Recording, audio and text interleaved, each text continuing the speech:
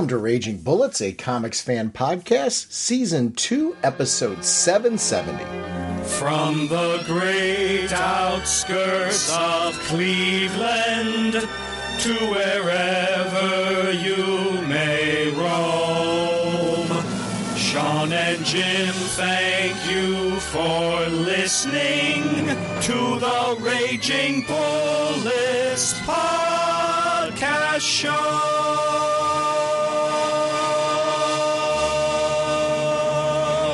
Welcome to Raging Bullets. I'm Sean Whalen, drnorge, and I'm joined as always by my co-host Jim, the sensei of the whatnot, the Duke of You Know, the Sultan of Strategery, the Minister of Morgitter. Of course, he is so electricizing, and the elder statesman of the podcast, Segulin. How's it going, eh?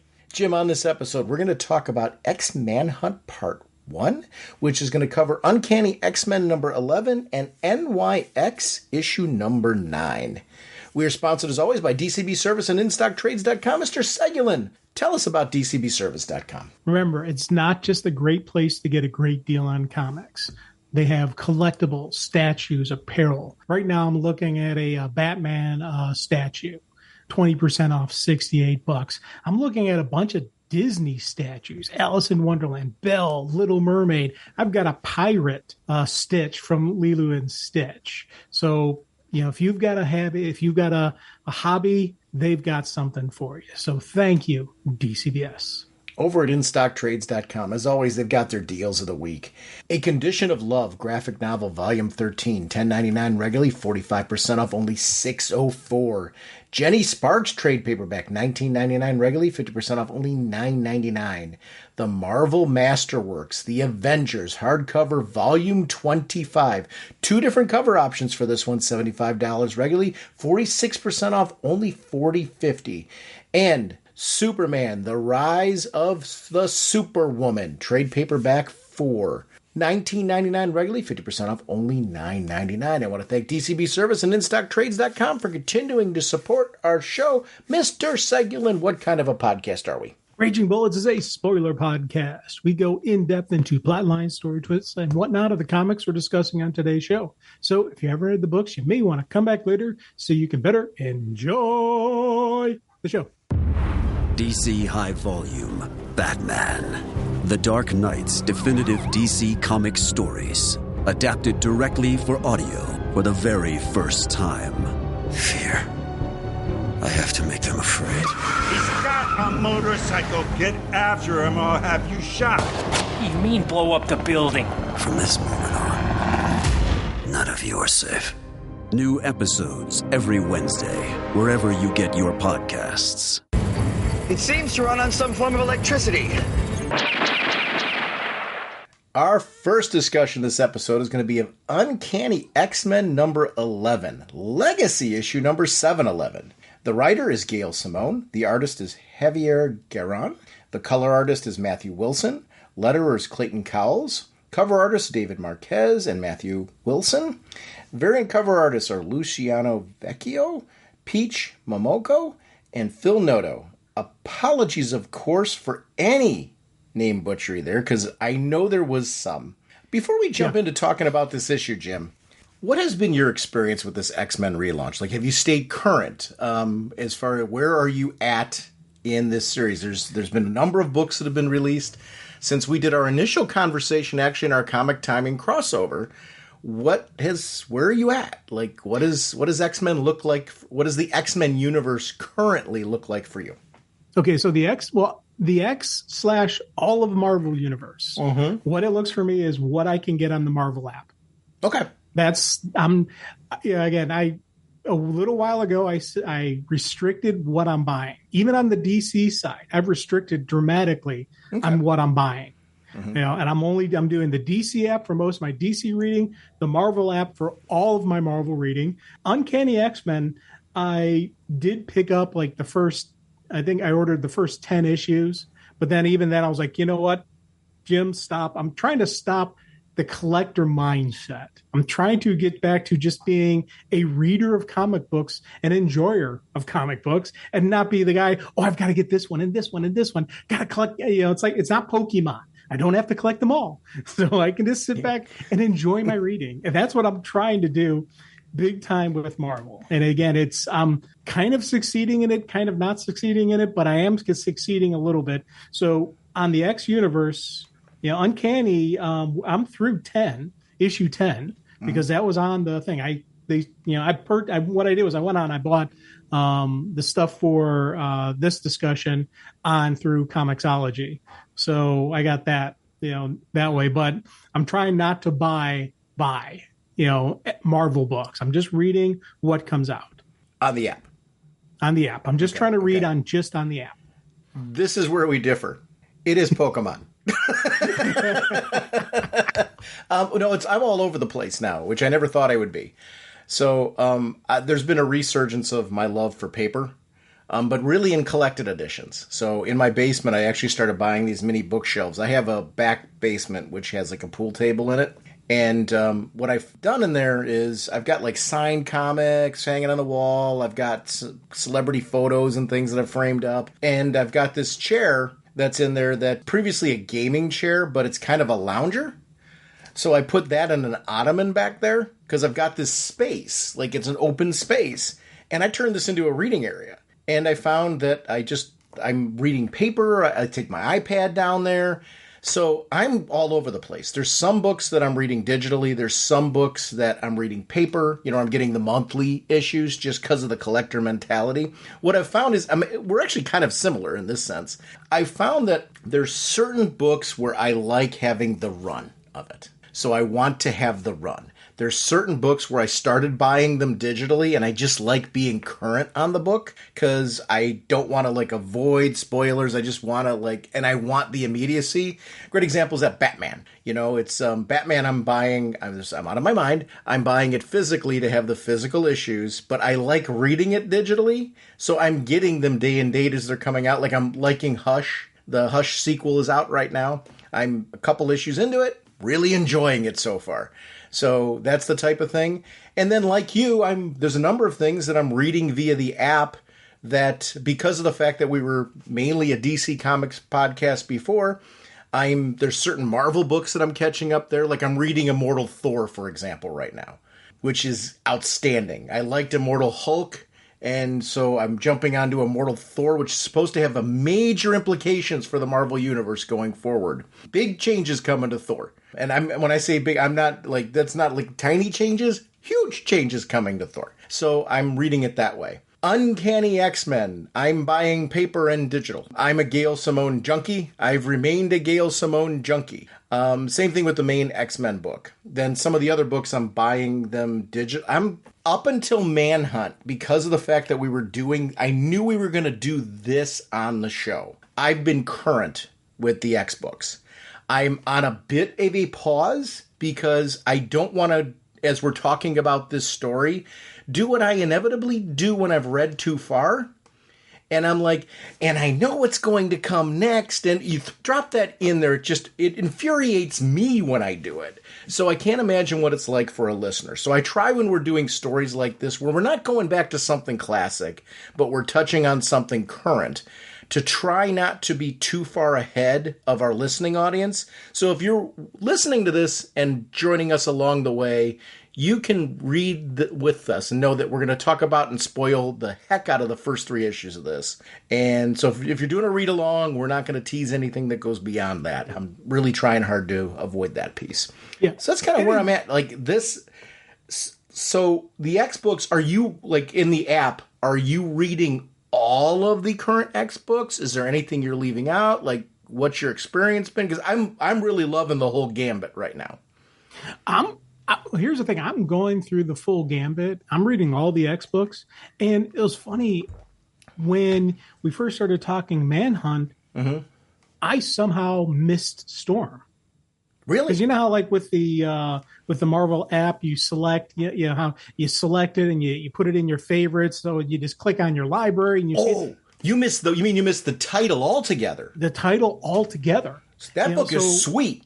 Well, I know. So that was, so when I first read issue 6 for Manhunt, I hadn't read anything before it. Okay. So issue 6 was my introduction to the Storm series, Oh, that's cool. So I was Yeah, so it was kind of neat. And I was like, so... You did go back and read all the rest of it, right?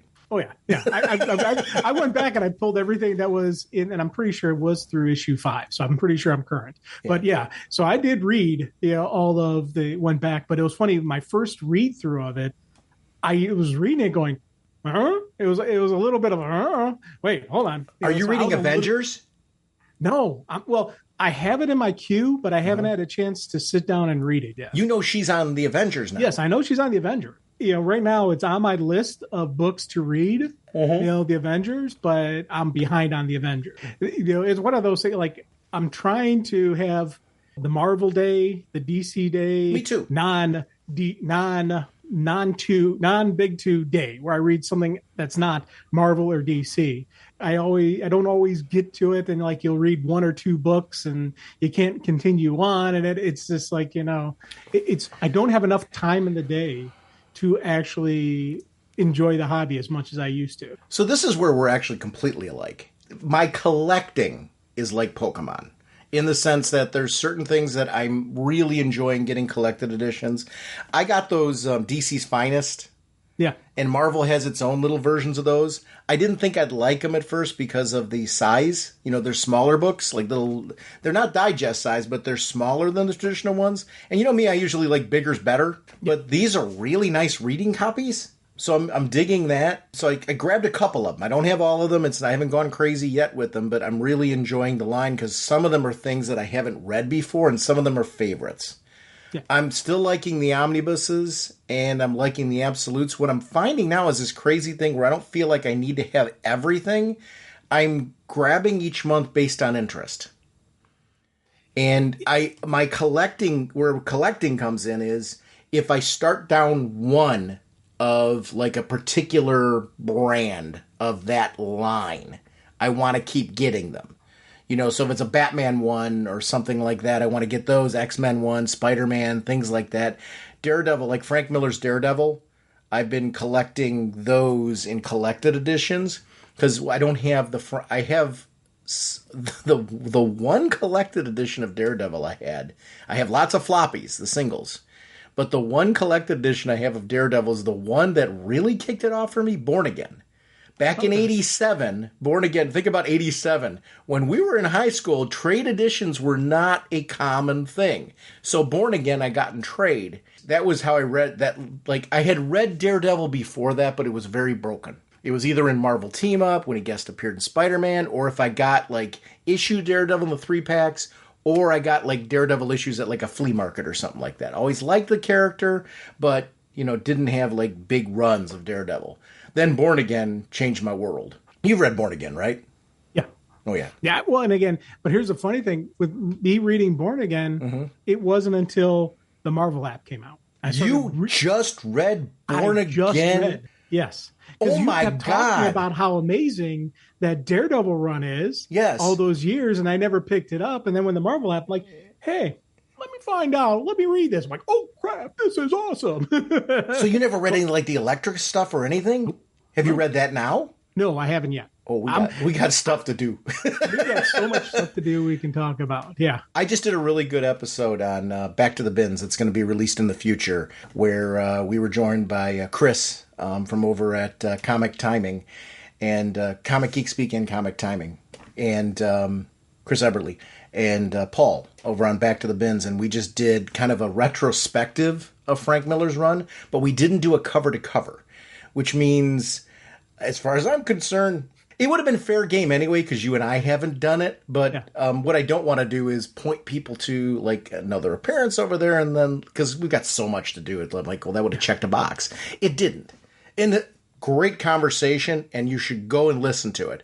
But then it leaves us open to then, hey, listen to that, and then Jim and I are eventually going to do a cover-to-cover. I want to do Born Again. Oh, definitely. I really want to do Born Again. Yes, me too. I completely agree. That's on that list of books that we're going to talk about. It's a must. It's a must. It's a must do. Yeah. And it's funny because you're talking about just what you're collecting and not. I'm still getting some floppies. Mm-hmm. I'm still getting Action Comics, Superman, Batman, Detective, and Wonder Woman. Okay, those are the 5 titles that I get floppies of. Because that collection's important. Yeah. So I'm still got a bit of a collector mindset, but I'm letting go of the other stuff. And I'm actually even trying to find the free time to organize my comics, to set them up and maybe someday sell them.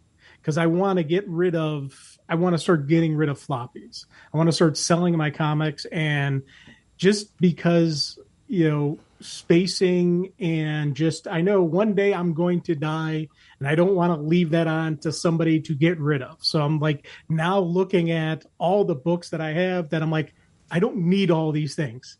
I can thin the herd. I'm a borderline hoarder when it comes to stuff. So I don't want to be that difficult person, 20 years down the line, 30 years down the line, however long I'm here. Wait, here's where I've got to course correct you. This is me as a friend because I adore you. You basically just said, I pared back my collection over the years for a variety of reasons. Sometimes I sold things to buy things. Other times I've sold things because I've moved or things like that. It's for those reasons. Now it's kind of like any paring back I do, it's because I've got duplicates and I kind of want to just accessibility, like being able to, know where everything's at to grab it and stuff like that. Is part of the reasons for doing it. You are doing it because you're planning for when you die. No. Part of it. No. Part of it is also just the spacing, and I've got a bunch of stuff that I haven't read in many, many years. And I'll be honest, I don't even completely know what I have. It's funny, as I've been going through reading some of these really old series through the app, I'm going, I read that. Okay. I bet you I own that. And it's, it's stuff like that is starting to get to me that I'm especially with X, when X Factor, we were talking about it. I went back and I reread the relaunch of it with Jean Grey coming back and all that. And then as I'm reading those issues, I'm like, I know I read this. I remember seeing this issue. I'm like, and I bet you I have it sitting in my, the one room where I've got all my drawer boxes. And I don't know that I have it. So part of me I need to organize my books just so I know what I have. And then once I've organized my books, that's when I'm going to decide what I'm going to get rid of. But also part of it is, again, I've watched a lot of those hoarder shows. So part of it is the influence of those hoarder shows. I don't want to be a hoarder, but I know my mindset. I know my personality. I've got the addictive personality in that I can gather, and I've got a bunch of piles here. I got a pile there. I've got all this clutter in my house that actually honestly embarrasses me how disorganized my house is right now. But, so I got to start focusing on stuff. I got to pick a room, clear it, clean it, get it organized, go on to the next room. But when I start getting, into my comics, that's when things are going to get crazy, because I've got probably, maybe 30 drawer boxes that I have no idea what's in them. None whatsoever, zero clue what's in them. So I'm going to have to open up the boxes, lay them out, see what is what titles I have. I'm pretty sure everything's bagged and boarded, but again, I can't even tell you that everything's bagged and boarded. I may have loose comics just sitting in those drawer boxes. I don't know. It's Do you use any kind of what I did? I use CLZ Comics. There's a lot of great comic book programs out there, but what I like about it is it's simple, very cost effective for the year. I mean, it's like nothing. You buy it on the App Store. It has a desktop app as well as the phone app, and it syncs. Yeah, which is really nice. It does QR codes, and you can scan the comics, which is really nice. So you know what you have. Here's my worry, what I run into. It's one of the reasons why I've started to grow to like omnibuses and deluxe editions and things like that. There's certain story I'm deathly afraid of. Digital's here and it's not going anywhere. I'm deathly afraid of digital ownership. What does that actually mean? Strangely, I think maybe you set me on this. I think one of our episodes, we've completely flipped, right? It's you're kind of I don't care. Let's get rid of everything. Whereas before, you were the one that was saying, I'm afraid because I don't actually, what happens when this digital disappears and stuff like that. So that worked on me. And I hate you because now you're it doesn't matter. and again, it's one of those things where I completely see what you're saying, and I 100% remember. No, wait, hold on. You're seeing what you said. But for I didn't say this. Yeah, and you're right. I have kind of flipped the script on this in that I'm not sitting there going, "I've got to have this." Now I'm embracing more of this digital age and this digital meme, but in the back of my head, I do have that fear. So in my back of my head, I am thinking that if I do start getting rid of the comics, I keep saying I'm going to, but you notice I did say if I do get rid of them. You notice that? Yes. If I do get rid of them, I'm probably going to get a backup of collected.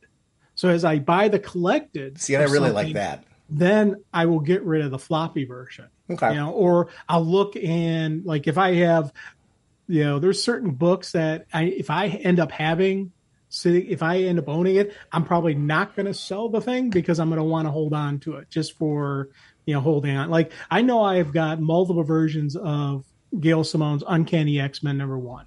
And I think I ordered issue number 11, which I hope I did because that's Manhunt.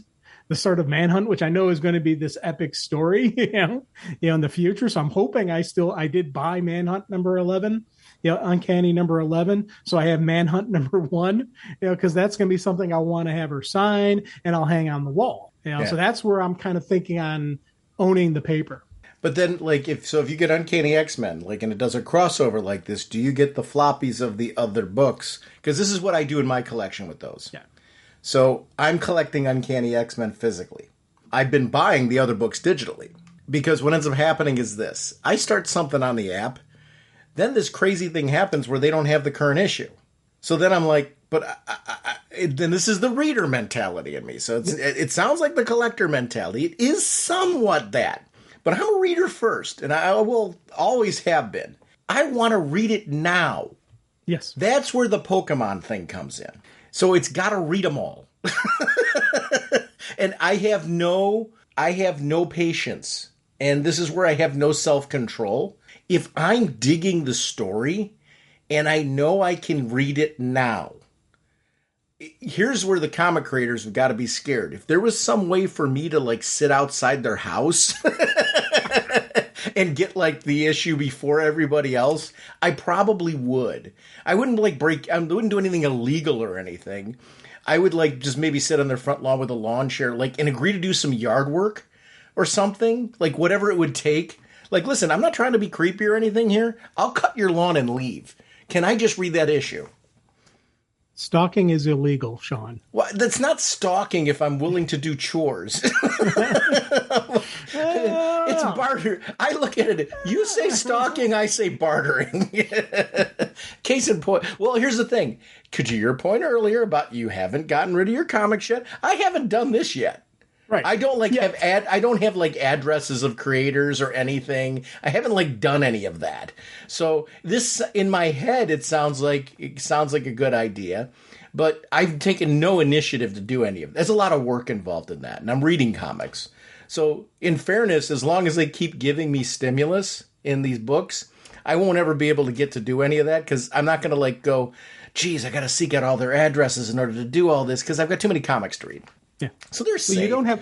They really are safe. You don't have a collection of cease and desist orders. I don't. Okay. Just making sure. Yeah, no, nothing like that. No. Anyway. Yet. That's right. Let's take a look at this cover because it's one of the things I've always loved over the years. Charles Xavier is a heck of a visual when they do him right. I love this centerpiece of Charles's powers and the reaction of the team. And this is quite a team to see the reaction of. What I like about this is we've been reading Uncanny X-Men and it's got its set of players, right? This is a sampling of the X family right now on that front cover. It's a very dynamic cover. This book has enjoyed, both in its main cover and the alternate covers that have come out, some really great talent putting together some amazing covers. I went to the Fan Expo Cleveland, and they had like Fan Expo exclusive covers. And here's what they do. They do the foil variant when possible. They do the virgin cover, which is, I guess, and I am not like a cover terminology maven, so just kind of ignore, like, if I'm using terms wrong, people out there, don't like throw your phone down and stuff like that in disgust. I will tell you, I just know it's a variant cover without the logo. And it's so they have the logo version that's exclusive and the one without the logo. And I'm never sure which I want because I like the snazzy cover, but then I'm like, do I want the logo? Do I not want the logo? But I picked up a couple of Fan Expo variants over there. Nice. And those I actually framed and put on the wall because I really liked the art, which I'm finding, you know, if down the road I get a chance to get them signed, I'll pull them down and do that. This book is a very, very pretty book. So then you flip the page. The Shi'ar Empire is something that I have loved since the early 80s, whenever it was that I first experienced the relationship of Charles and the Landra. It's seeing that ship just made me happy. I loved the dynamic nature of it. I know it wasn't her per se, but it was her people, and this was like a welcome addition to the X-Men. This is stunning. It's really, like, it takes a lot for me now because I've seen so many great renditions of ships and things like that. It takes a lot for me to go, wow. Instead of saying, like, it's, wow, another cool spaceship, it was like, wow, this is a cool spaceship. And it was that dynamically different. The coloring, I just think the choice of the layout and the everything in the background, it just... I wanted to board that ship and take a look around, you know, like I do on like Star Trek shows and things like that. When I see them, I'm like, oh, I kind of want to move around on that thing and see what that looks like. That's a good comparison with the Star Trek shows. And this is a flat image, but there's still a great way to give it life and give it energy, you know, and you get some really cool pop of colors in the backdrop of it. You know, it's a heavy gray and blue tint, which kind of is you would think would be more of a duller color, but they gave it a nice little electricizing it or energy of it, you know, and then offsetting the red, it really makes it stand out. And again, like you said, there's always the nostalgia as soon as you see it, you know, and I'm like, oh, cool. Then you flip the page and you see the people that you're kind of familiar with. Well, at least you're more knowledgeable than I am. But it was just a really neat, again, a cool exploration. But I love how we jump right into the action. We jump right into this mutiny, you know, revolution, whatever you want to call it. And I was sitting there going, what the heck's going on here? What? Huh? You know, and I love the fact that it starts off with this mystery. Because all I know is this is this great manhunt, you know, for Xavier. I knew that going into this. That was the only thing I knew. So starting off in space, starting off with, you know, the Shi'ar Empire, that for me was a great jump on. Great. I know I mispronounced it. No. I'm not correcting you at all. I'm just nodding along and agreeing with you. The only thing, if there's anything I was going to giggle about, is electricizing, but we'll do that. We'll take care of that later. Because I'm like, I don't know what that is. Is it something I should get up and do right now? It feels like some aerobics thing or whatever. But no, it wasn't. I'm actually nodding along. The piece where I'm like sitting here and chomping at the bit to say something, dude, cool Deathbird sequences. I love Deathbird. And it's like to see her in a role where you're like, usually it's the X-Men fighting Deathbird has been my experience growing up. It's not that right now. It's us rooting for Deathbird to kick some butt against overwhelming odds. Deathbird was so cool in this. I really loved the opening with Deathbird. Gail Simone is clearly a fan. Yes. And it's something throughout like the years. It's like, why is this woman my favorite author? She does stuff like this. Like, she's like, who would you pop in there? It's not going to be a red shirt number A. No, it's Deathbird.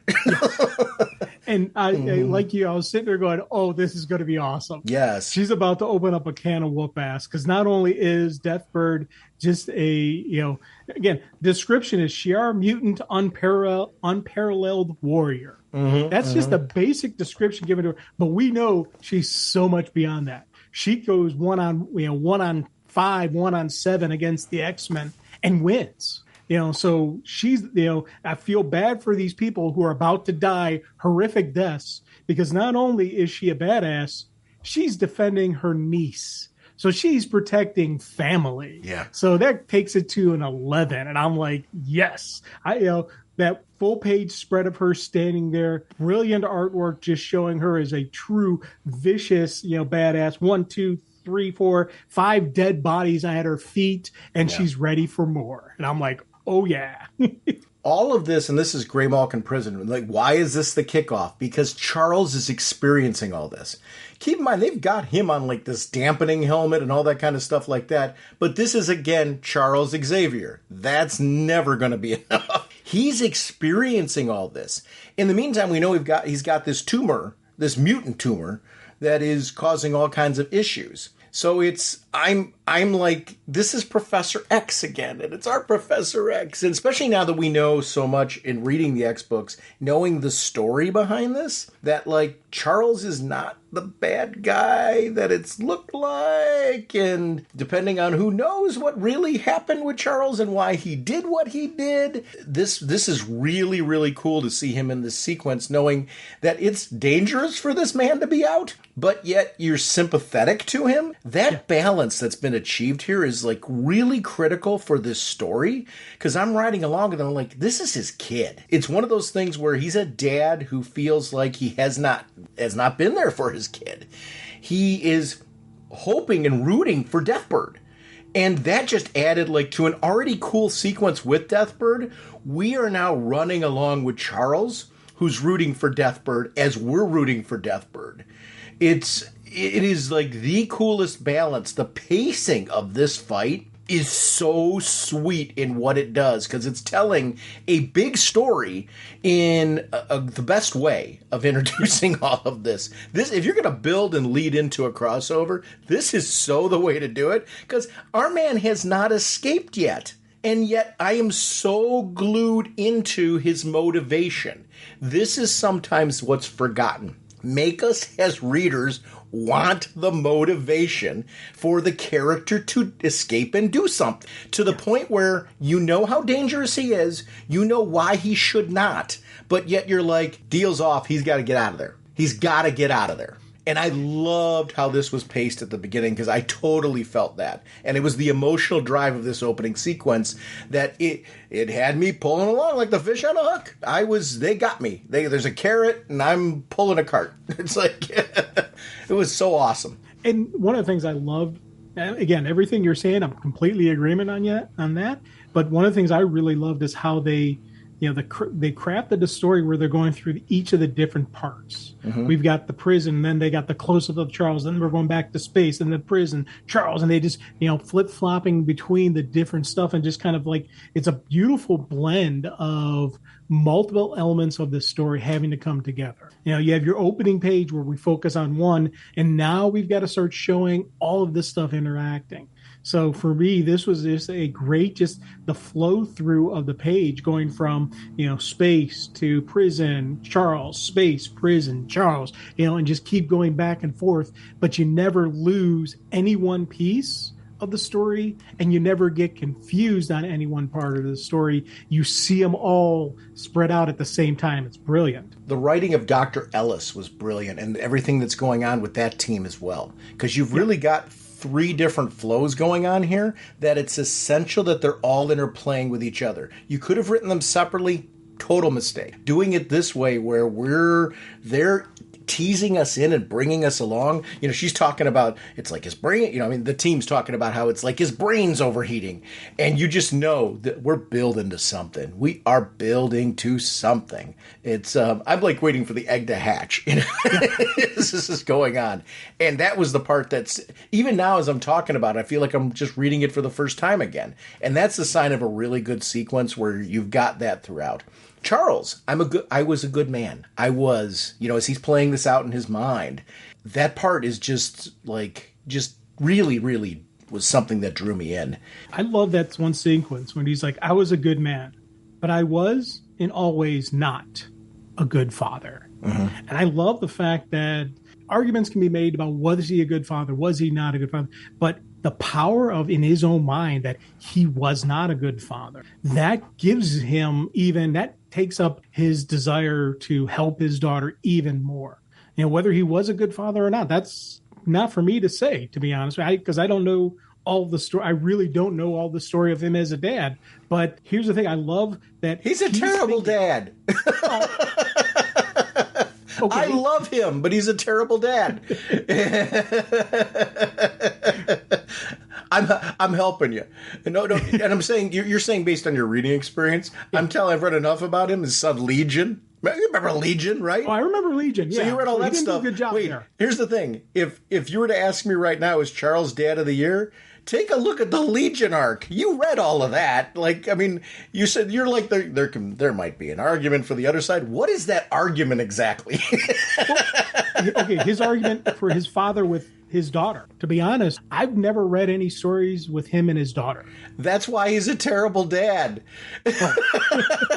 There should be a mini-series. There should be a mini-series about, Charles and daughter, that type of thing. And there's not. Oh, okay.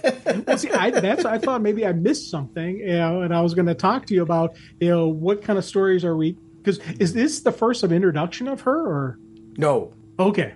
See, I didn't even know he had a daughter, to be honest with you. I don't think there was an introduction. So that's the thing where I was like, I don't know, I can't truly, as I said, I can't truly say if he was a bad father to his daughter, but I do love the fact that he's got this, again, it adds to the emotion. It adds to just his motivation as to why he needs to get out. He's got to help his daughter. He was not a good father. He needs to do something right by her. I loved seeing those kind of stories and those kind of humanizations of people and of characters where they have that recognition of, hey, I'm a piece of garbage, but I'm going to do one thing right. And that's a great motivation for the incredible amount of death and destruction and betrayal we are about to see. She was introduced in Mr. and Mrs. X #1 in July of 2018. Following the deaths of Professor X and Lilandra, their genetic materials were used to genetically create a child. So, in fairness to Charles, there are some unique natures to this story that would say, maybe he shouldn't. I guess I'm going to go back and say, you were saying, what is the argument? Maybe it's the fact that she did literally hatch from an egg. Might be the argument. But he's been back on the scene and clearly hasn't been Dad of the Year with that either. But she's been around. I guess I'm more critical of him because of Legion than I am her. Yeah.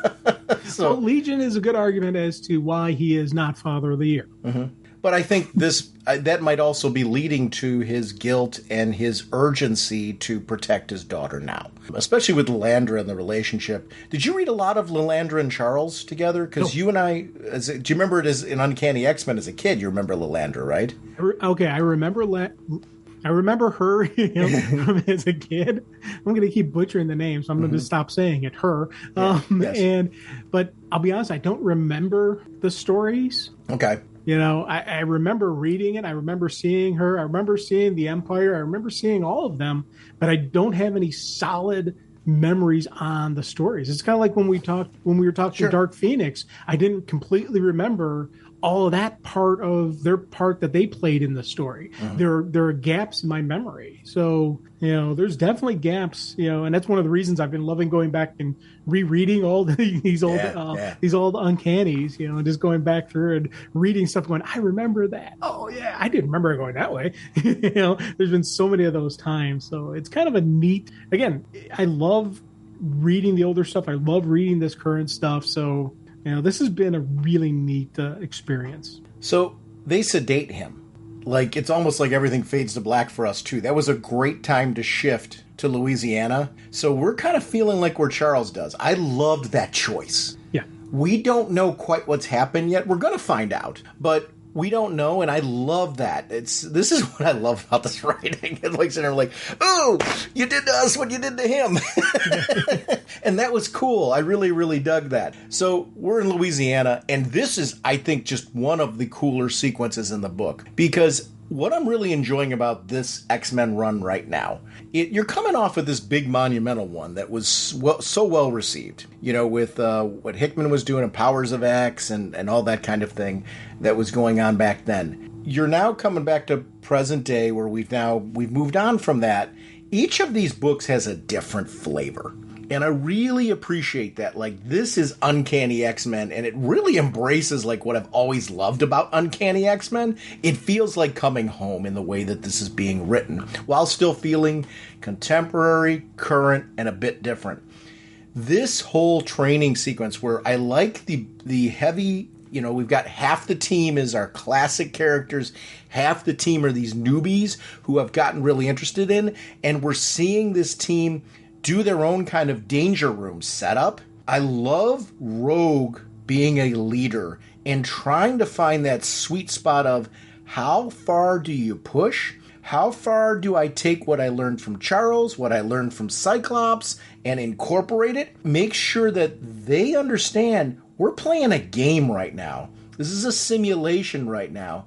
But you have got to take it seriously, and you've got to understand this is life and death. In the field, you are not going to have the luxury of a do-over. There are no extra lives, which especially is true now because there isn't any resurrection opportunity. So I love that, like, what Rogue's doing right now is harsh. It's cold. But she's doing it for the purpose of, you need to smack to the face. You need to see, I slipped, I fell, oh, ha, ha, ha, I'm going to scoot over here and that type of thing.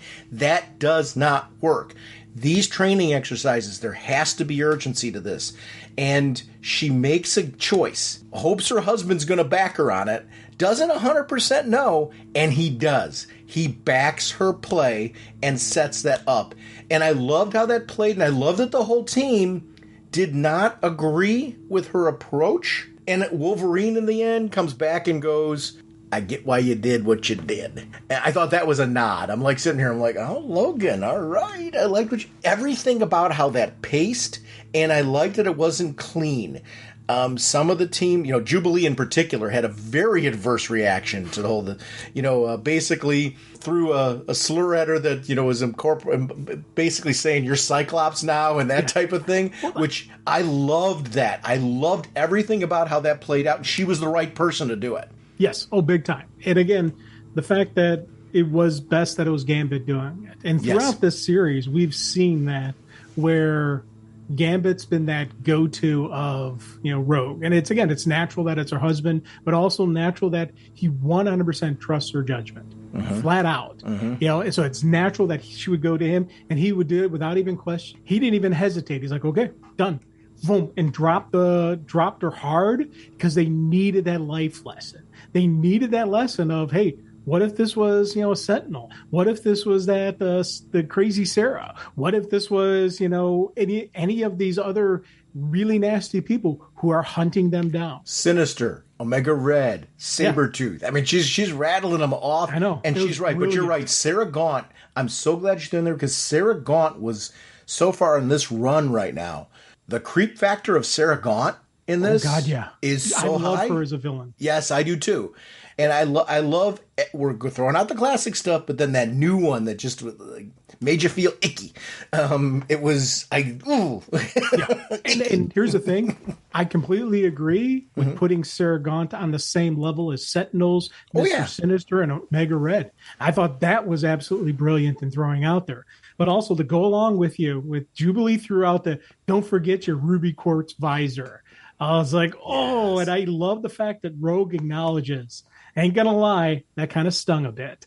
You know, I love that, especially because we've seen in prior issues Rogue and Cyclops going head to head, you know, one-on-one, saying, no, this is not how we're doing it. You know, and I loved seeing that. And I thought, again, everything you said, Jubilee was the perfect choice for it. I love that Nightcrawler picks up picks up Jitter, and and he's carrying her, saying it's okay, don't worry, everything will be fine. Because again, that fits Kurt, that fits his nature. This for me was just a brilliant sequence, and I absolutely loved it. Charles's powers manifesting and just increasing and affecting the community. We see this 4 miles from Grey Malkin Prison. That's Charles, right? Do I have this right? Like, what's happening where that guy goes nuts and he's seeing Sentinels at the dinner table? Isn't that Charles's powers going wacky? I don't know. I didn't know if that was Charles or if that was something else happening. Isn't that why they're all afraid of him getting out? Well, yes, they're worried about this kind of stuff, but I don't know if this is actually Charles, because there's another Omega level telepath at the prison. You know, and there's also Sarah at the prison. So you're thinking Charles is being set up? That's what I'm wondering. If this is, you know, someone is manipulating the scenes. Because again, Sarah's a great manipulator. She's absolutely brilliant at it. And is she manipulating Charles? Is this actually Charles? Or is this somebody completely else? I'm voting on the mutant tumor. I'm voting on the mutant tumor in his brain. Yeah. But mutant tumor also. But here's the thing, to your point about possibilities, I haven't read the whole story yet. I deliberately have been kind of percolating on this one and rereading the issues that we're doing. So I don't 100% know where this goes. So is there a possibility that I'm right now where I'm at, you're at the point, I can see your point. I mean, there's no argument there. Oh, there might be some other possibilities, and that could be the catalyst. Right now I'm at this is us seeing that the sedatives stopped working. And Charles is waking up, and mutant tumor is also a factor in this. It's to me, I was taking this as validation, as far as maybe there's a point to them being a little bit worried about Charles getting out. I'm just saying. Here's the thing, you know, when I was the first reading through on this, I immediately was thinking Charles. Mm-hmm. So I'm with you, where I was thinking Charles and the mutant tumor doing this.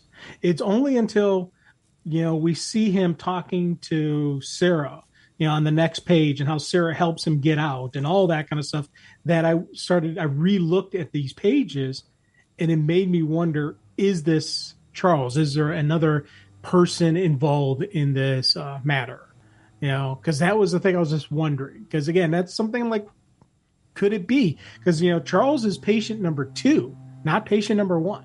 Patient number 1 is some other, you know, mega power, omega level telepath. So, and they've said that a couple issues ago, I think. Right. Where they acknowledged that, but they didn't say who it was. They just said there was somebody else.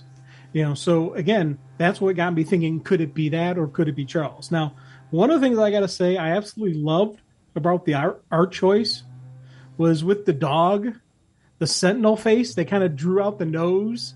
So yes. How a dog would. I love that art choice. You know, the fact that they kind of flipped it around and actually made it extended like how a dog's snout would be. When the X-Men are waiting outside and he's seeing the original X-Men, I loved the choice of the amalgamation of the costumes of the original X-Men on our current team. Nightcrawler as Iceman was pretty slick. Wolverine as Beast, you know, all those pieces. I thought it just played out really well. I guess that delusion added to my feeling that I think maybe what I want that guy is Charles. I don't know. It's his delusion extending outward. I don't know, though. I'm not like, you know, this is one of those where I'm not necessarily fighting with you on it. I'm more telling you where my head's at right now, but I'm enjoying the ride. And if there's I could see the possibility of there being another player, and if there is, all the better. I like playing with the sandbox. But I think Charles' story right now with this mutant tumor and all of that piece, he was content to stay there because he could have really done this at any point in time if he so chose. His daughter being the catalyst of, all right, I got to get out of here. I got to help my kid. Just added to this sense of, you know, danger, I guess. With him, he's dangerous. Yeah, it's something you just said got me thinking. Mm-hmm. And again, going along with my mindset of, could there be somebody else involved? Mm-hmm. The stuff we saw that Charles saw going on in outer space, are we 100% certain that it's actually happening? Yes. Oh, I see what you're saying. Yeah. What if? Yeah. Again, let's just say the mutant tumor. What if this is a smear? What if this is a deliberate smear campaign? What if it's the tumor wanting out? The tumor becoming a sentient entity saying, I want to be free. You know, I want to go out. I want to get out. I want to get out of here. So I want a body. I want to be free. So I'm going to manipulate Xavier into thinking that his daughter is reaching out to him across the galaxy.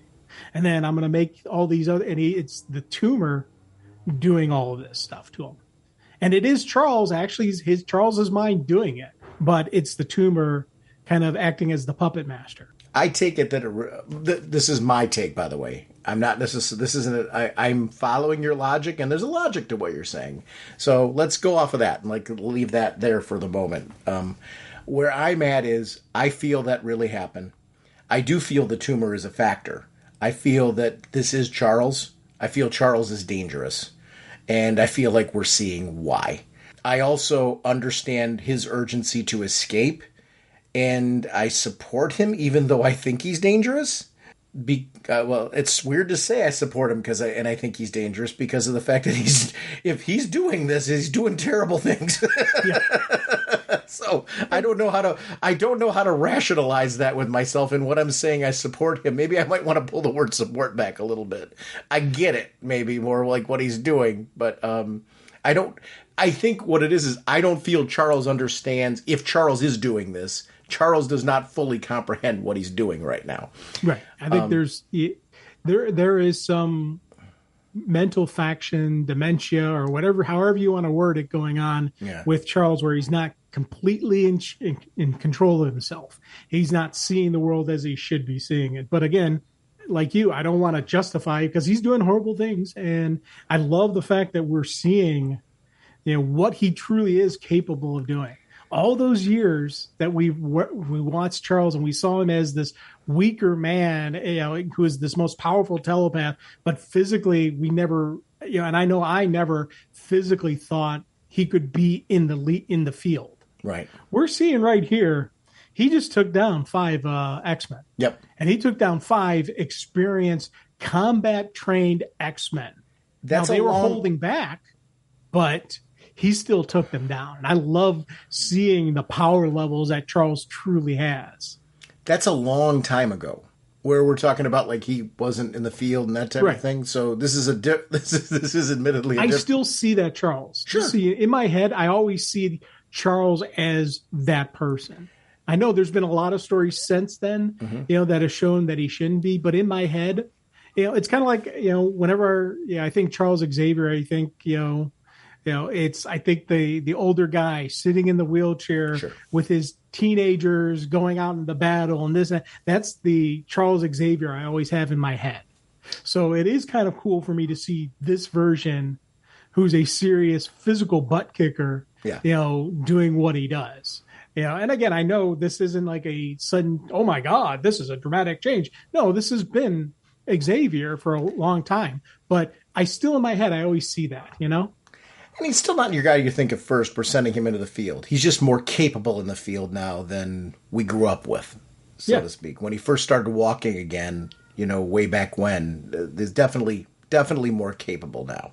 So there's 2 things going on here. So we see the sequence with Dr. Ellis there. Again, the flashback to when she was explaining to them that he's got this tumor and it's just like what happened with Harvey X and all those pieces. So there's 1 or 2 things happening here. Either you take that at face value, and that's what's really going on here, or this is also a way for him to be split off from the team and more reason for there to be this divide. I'm not sure which way. I think you are posing an interesting potential pathway in this type of thing. I like when stories do that, where there's multiple possibilities. With any comics, you should always suspect something else. It's really cool either way. That's the great thing about all this, is just how cool it is. Dude is sitting there, and he was able to shove aside Wolverine. Yeah. How dare you? How dare you question me? And now he's thinking they're imposters. This is where... is this the drugs? Is it the tumor? Is it a little bit of A, a little bit of B?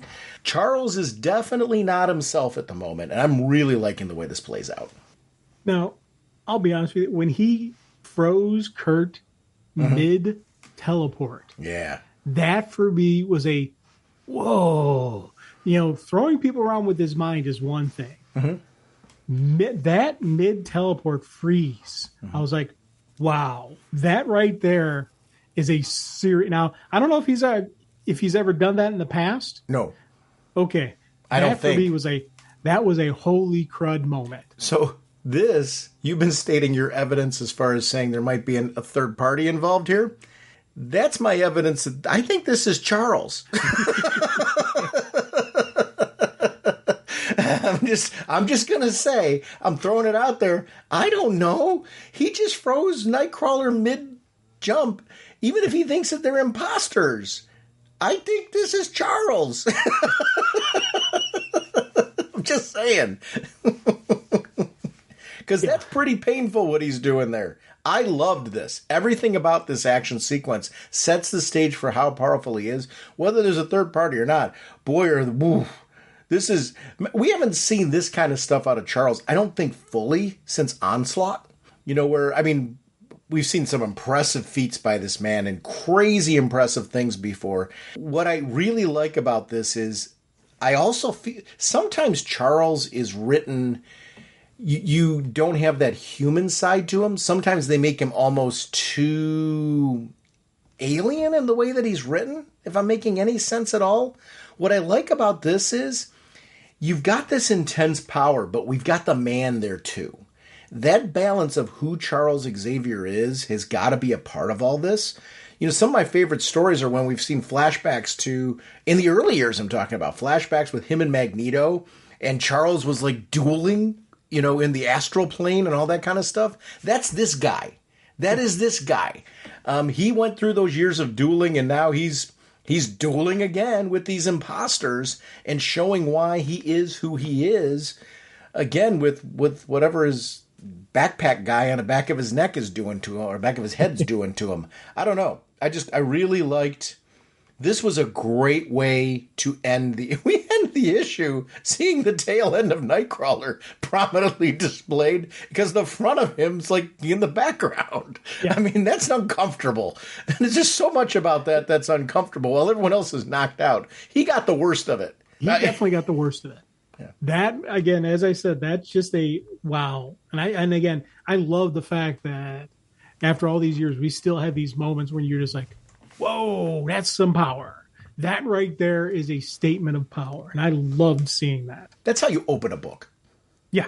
That's how you open a crossover. Yes, you do. Now, this had me, I'll tell you, I don't know about you, but as soon as, I was already going to read all these things, that this right here, seeing that it continues in NYX9, that would have caused me to go pick that up. If I wasn't reading NYX, this right here, this opening story would have made me say, I want to see it. I want to read it. Because I know in the past, with some of the crossovers sometimes, I'm like, I'll just read what's going on in my book and just move on and not collect all the other crossovers sometimes. This right here would have made me want to pick up NYX. Let me ask you this question, though. When was the last time you actually did that, when you started reading a crossover? Because here's the thing, I agree with you. Growing up, I did that a lot because I didn't have the budget, or sometimes you couldn't find the other pieces of the crossover. There's just a reality of you couldn't. Because you and I grew up at a time where it's like newsstand and what was in stock at Comics and Collectibles or one of our locals. So, one of the local comic shops didn't necessarily mean that they had it there when you went there. So... it was sometimes a luck, as far as having that. So you had to kind of go off of that. And budget was probably more than anything else. But do you do that? And this is not you brought up an interesting point. If you're reading through a title and it crosses over with something now, has there been a time in recent years where you've been like, I just want to keep going on the title? No wrong answer. I'm just curious. Okay.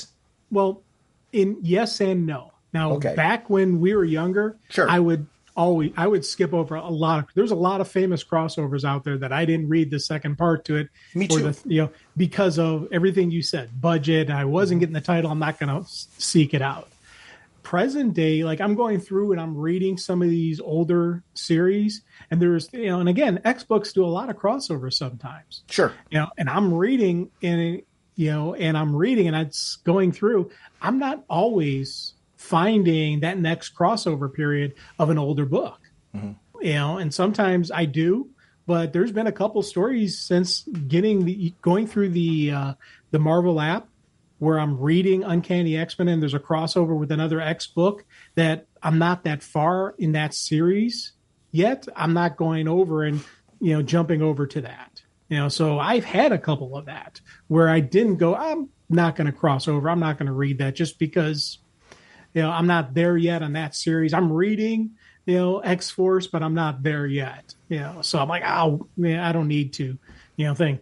If this was the story being told, I 100% would have gone through and said, I need to read the second part of this story just because, and also other stuff.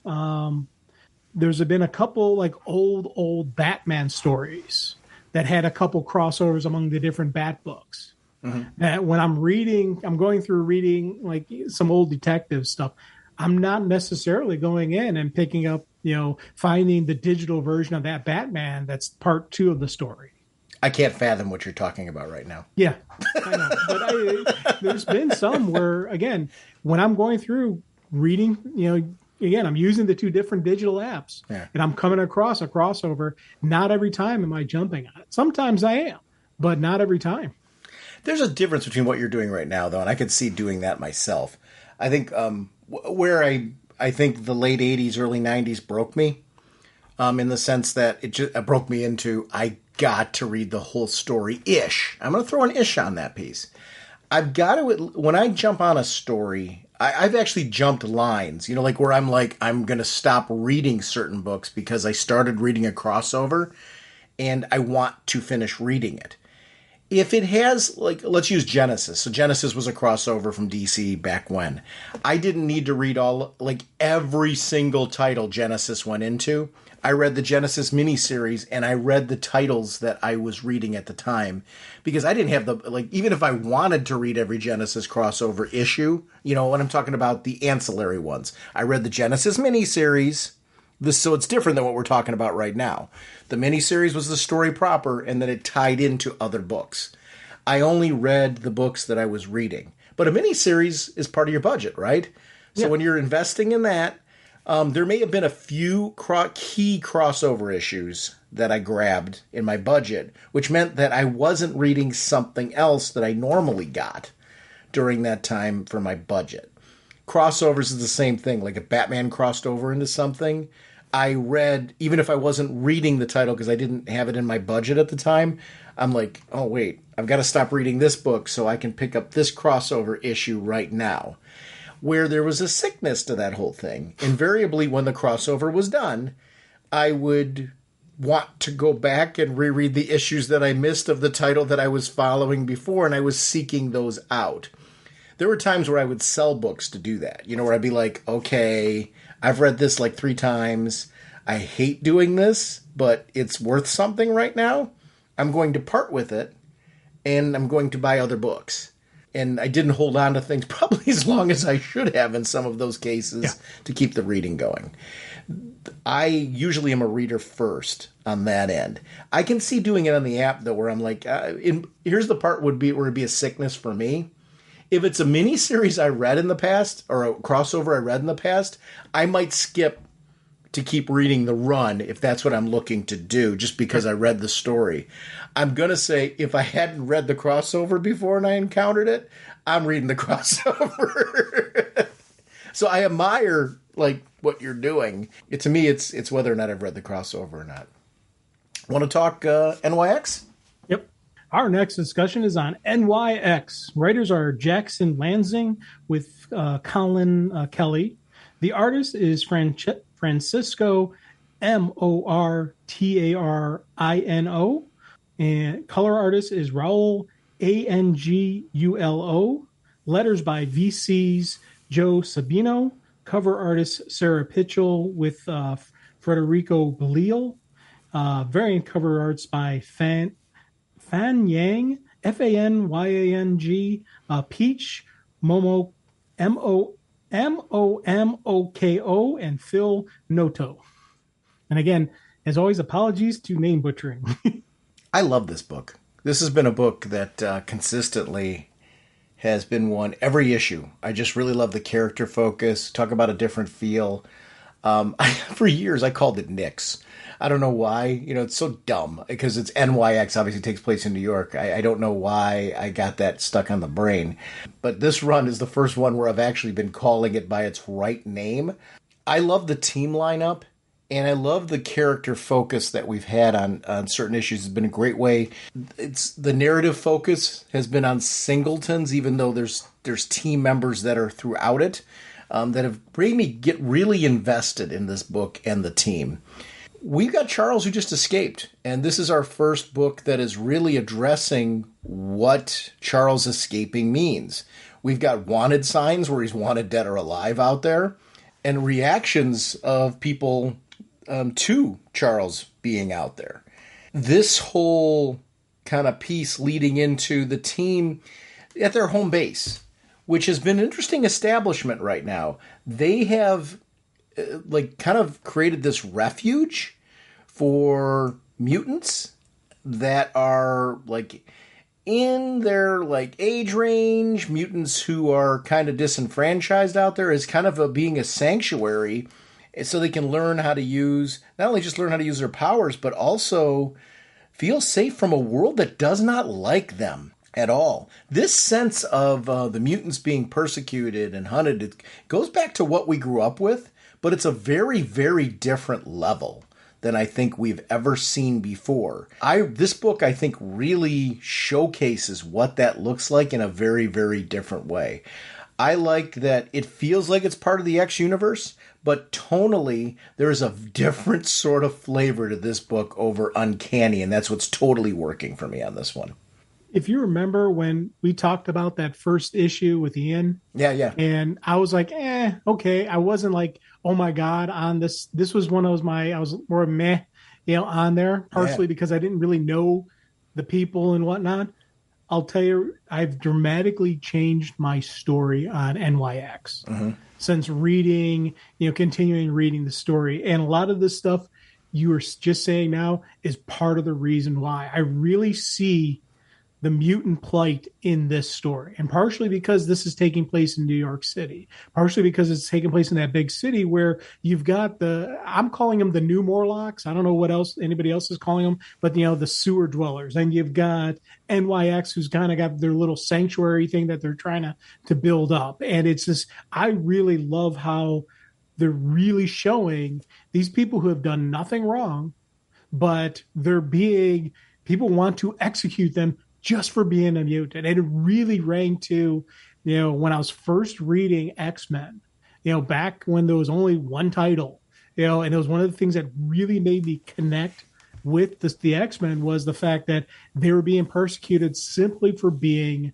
mutants. There's other heroes out there that are completely cheered and yay, you're wonderful, but they're not mutants. So that's why people think, and I love that you really do get that feeling of how much the mutants are hated in this book, but the other side of that, and again, this is why I really love in this book is there's still hope. Yes. There's still hope in this team. This team still has hope in mankind.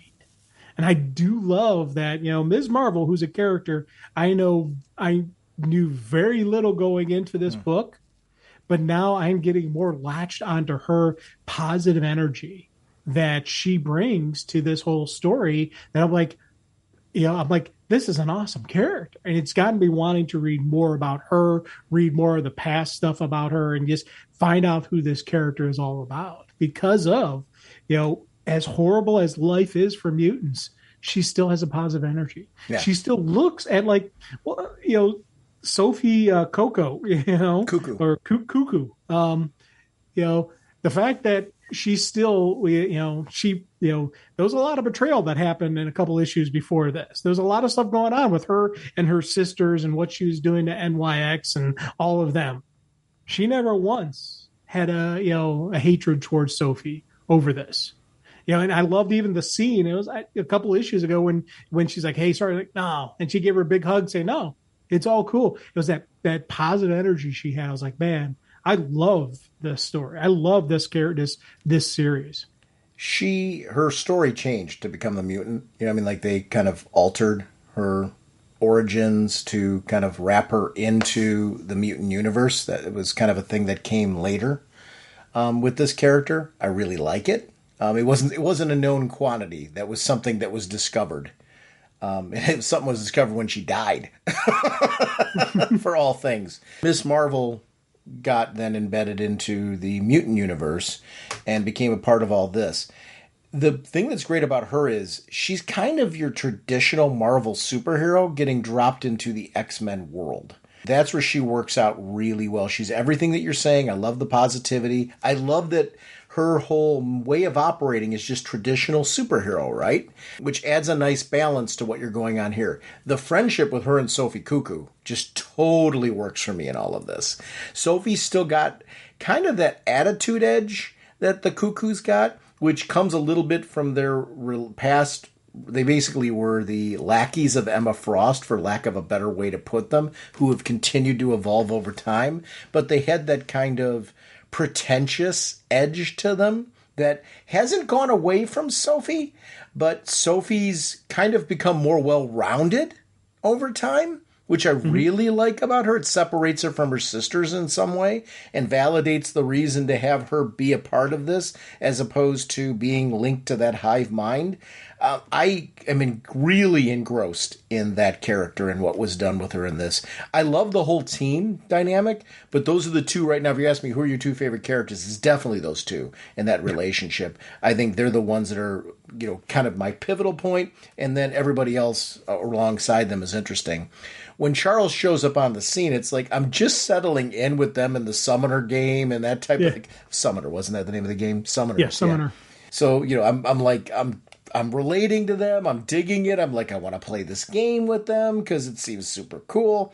Then Charles shows up on the scene. His presentation is very much there's a danger to him in his presentation here that I think is working for me. And it's one of the reasons why, if they're swerving me with what's going on with Charles, I have zero issue with it. But I don't know that they are.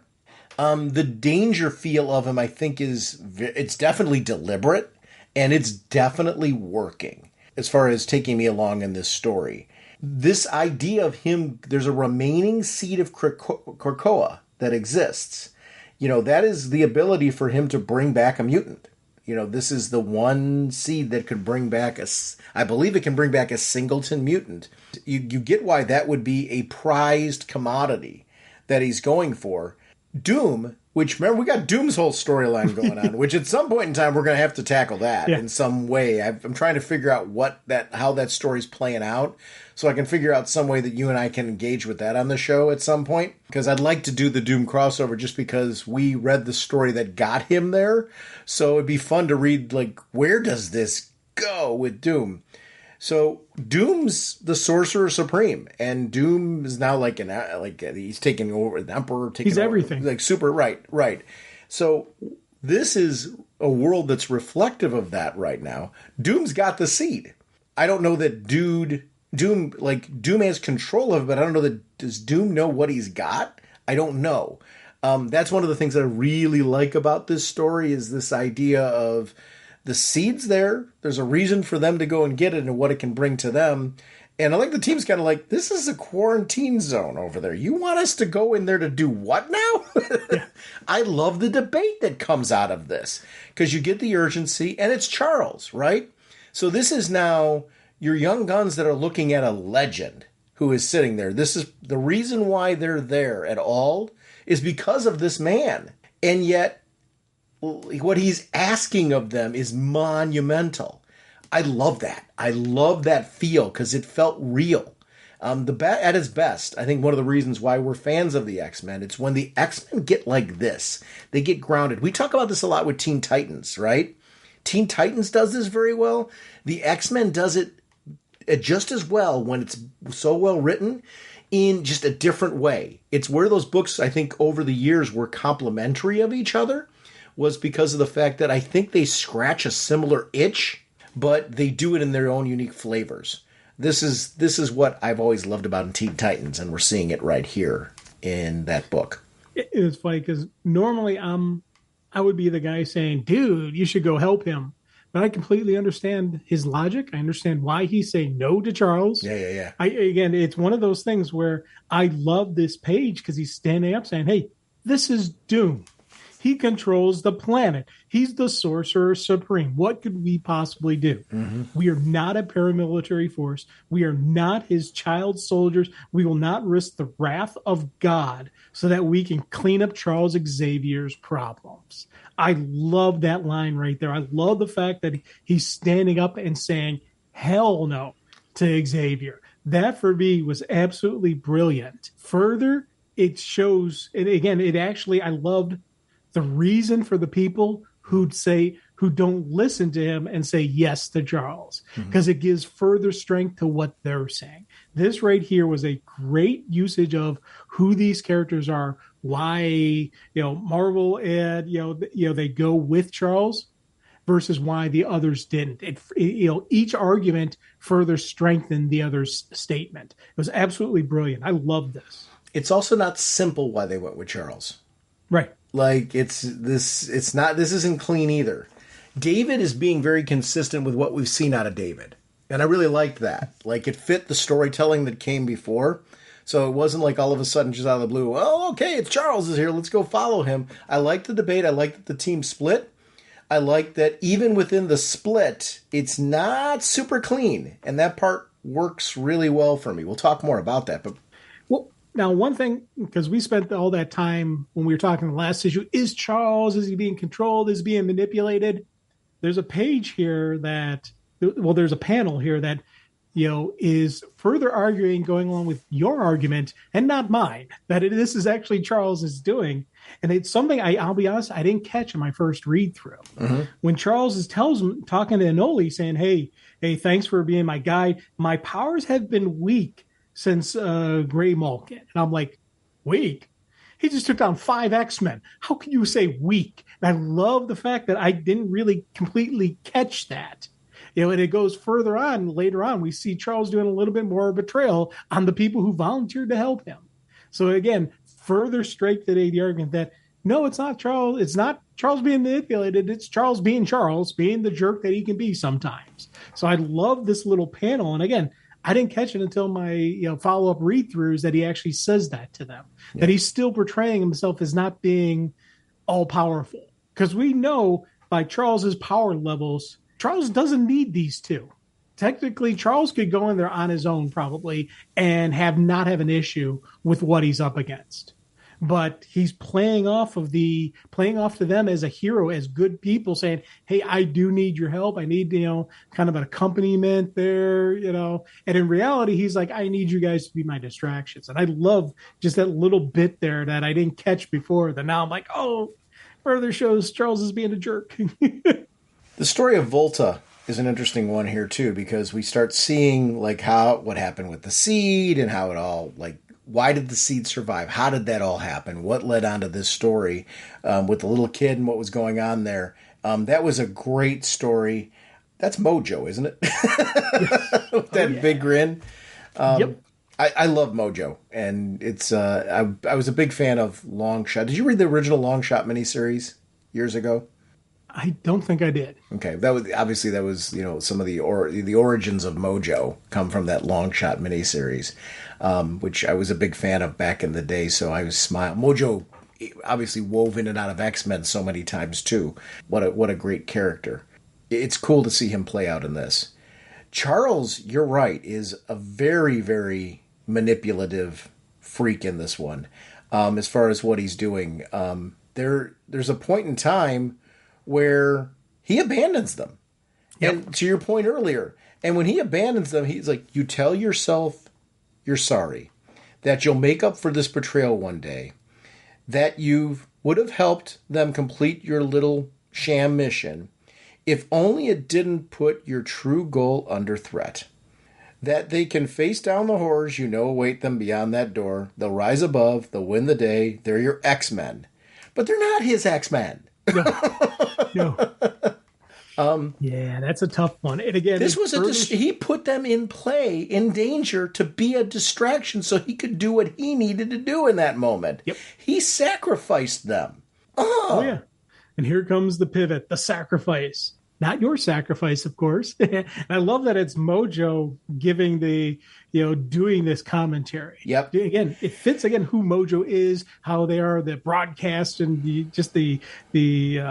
reality TV star, before there was reality TV. I loved how this played out. And again, Mojo is just one of those villains that as a kid, I don't think I completely understood him. and I didn't understand the groove behind Mojo. But as I get older and the more I read, the more I really like about this level of villain. I like the nastiness of Mojo. And again, this really does show, how nasty, Mojo can be. And I love just seeing him as part of the betrayal, him as part of, Xavier's betrayal of the team. And it does make me wonder if more of NYX had come along, how would this fight have played out differently? Yeah. Those are always things that make, you start playing, you start wondering about. Because Ms. Marvel, on her own does pretty good against Mojo. And Anoli also does pretty good on it. But if they had like a third or a fourth with them, could they have actually thrown off Mojo better? Could they have actually survived? Could they have, rised up and said, this is, been the X-Men, and taken down? I don't know. And I love the fact that on one hand, I say maybe, and the other hand, I'm like, I think they're outgunned no matter what. Yeah. And I love that I've got that questionable going on. It does further show Mojo's power. It does further add, as I said, maybe this is showing Charles's true colors, that there isn't a manipulation going on. This is just Charles being Charles. He's looking for his helmet. I mean, this is all about getting his equipment. He gave them a whole song and dance about this seed, and he wasn't even worried about it at all. Yeah, it was really serving as a means to the end, a distraction, so he could get what he was really looking for. What he put them through was, I mean, it really is a powerful tool what they grabbed, but that wasn't what he needed. He's moving on. You're a good man, a great one, even. And I'm sitting here like, he keeps trying to justify himself who he is. At what point in time is Charles going to really own that he is not? Yes. And what happens? And what happens then? I don't know if he ever will. Yeah, and that's part of it's the whole the road to hell is paved with good intentions. Do the ends justify the means? All the other comments that people have made in the past about justifying horrific actions, And again, in his mind, he is doing this so he can save his daughter. He's doing this so he can, right a wrong that he did, that he wasn't a good father. Now, he's betrayed two X-Men, just in this sequence, and he would have betrayed even more if more had come along. So he betrayed them in another way too. If he had stayed with them and they accomplished their goal of capturing the seed, Mojo wouldn't have it, right? Because Charles would have known that it was a fake.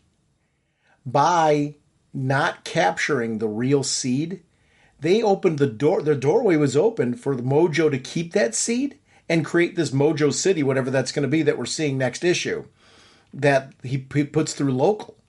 So he's using Local now as a conduit to make this Mojo City. I love when crossovers do this.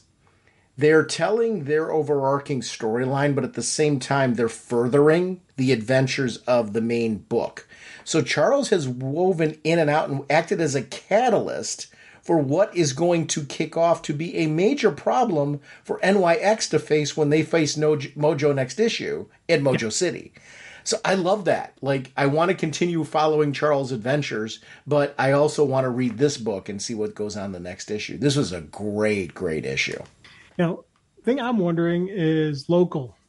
Do you think he's gone, or do you think he's going to be able to somehow survive this? I think he's the conduit for the seed, so the seed bursts out of him. Does that mean there's still, at the heart of whatever this is, still a Local? Yes. Or is he gone? I think Mojo's going to be controlling him for now, but I think there's going to be ways to recover Local. Now wait, what do I have backing that? Not much. Right. Here's the thing. He's this is certainly Local is having a very bad day. And it looks like the bad day is not going to be stopping anytime soon. But I do think at some point in time, either in this storyline or in the future, that there will be a reason for them to use, for Local to survive this. Yeah. I hope. Again, the artwork they did, he's strapped up to the X. Yeah. And then they show the back side of it where the plants are bursting out of. Yes. And you see the one moment where he's like, not like this. And then, the explosion. So you don't technically see his body explode, but you're pretty sure he did. So it's one of those things. I love how the artwork did this. So it's giving me hope, because I like Local. He's one of those characters that he's had some villainous runs in NYX in the couple issues, but he also has those vibes where, because you think about it, Rogue was a villain at first, and she became an X-Men. To me, I was thinking Local may end up being that kind of character, where he starts off as a villain and then he crosses over and becomes a member of the NYX, becomes an X-Man, just because of, he becomes a good guy. I was hoping for that. Now, seeing this, the odds aren't in his favor. So this may be the end of Local, which I hope not, because again, I was rooting for the kid. Where's this explosion you're seeing? Okay, so if I'm seeing like the plants burst out everywhere, but I'm not seeing an explosion per se. I took it as Local evolved into that, not that I don't see an explosion. Again, yeah. I think that is. Well, I'm not arguing with you. I'm more saying what I saw was Local is being evolved by Mojo. Can he be evolved back? Will he evolve into something else out of this? I don't. I guess I'm more thinking, what is Local going to become when this is resolved? Right. And that's kind of where my head's at.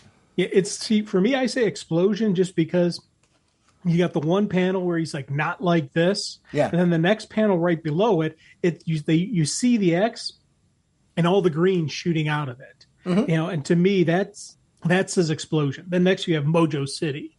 So I'm like, I don't know if it bursts out of his chest, kind of like, the face hugger, or if it's just him turning into the plants, him turning into Mojo City, him becoming a living version of the Caracoa seed. I don't know. And I think, again, I'm rooting for the kid to still be around. I'm rooting for when they finally deal with Mojo City and take down Mojo City, that Local is still around in some way, shape, or form.